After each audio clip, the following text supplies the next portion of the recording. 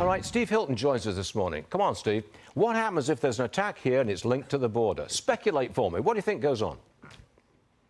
Well, of course, first of all, we've got to be clear that despite our political criticism of the open border ideology that's led to this total chaos and inhumanity, that's the last thing anyone would want to see.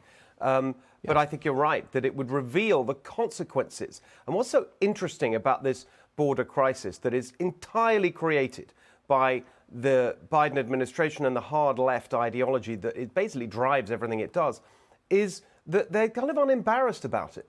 And they can say with a straight face, you know, the border is secure, all of them, on and on, saying that it's secure, and it obviously isn't. And they're saying, you know, don't believe what you're seeing. You had Debbie Wasserman Schultz the other week saying, you know, the reality, almost as a direct quote, the reality, the actuality is different from what you're seeing.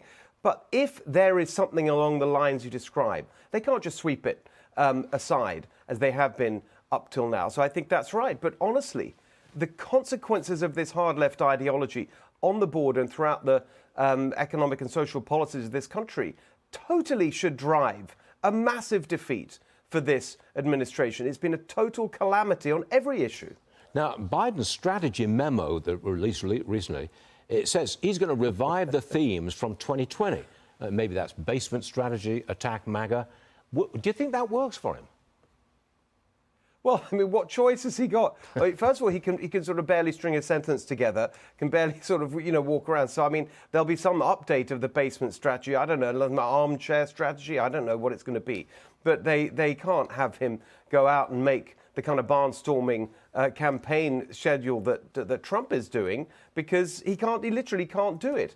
In terms of their strategy for the election, it's very clear. They know they can't win on their record. There's a quote in the same story talking about this memo. This is the quote. The campaign, the Biden campaign, quote, wants to avoid a straight referendum on Biden policies, some of which get poor marks from voters. Some of which, I mean, show me the policies that get high marks from voters. They cannot win by talking about what they've done. They have to use this total ridiculous claim that everyone on the other side, this extreme MAGA Republicans, it's all going to be about that. People can see through that. They know the reality in their lives on the economy, inflation, gas prices, you name it, crime, the border, everything going in the wrong direction. So that's what's going to really determine the election. Did you see this from Salon? It's a magazine. I think it's an online magazine. It claims MAGA and Christian nationalism is a bigger threat to America than Hamas could ever be. All right, Steve, you've got 30 seconds to take that one to pieces.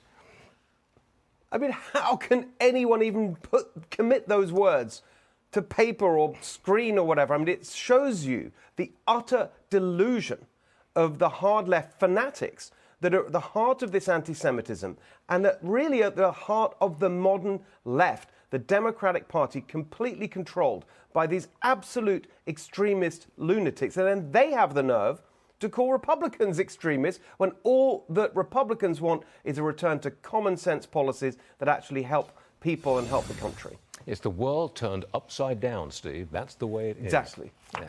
See you soon. Steve Hilton, everyone. Good man.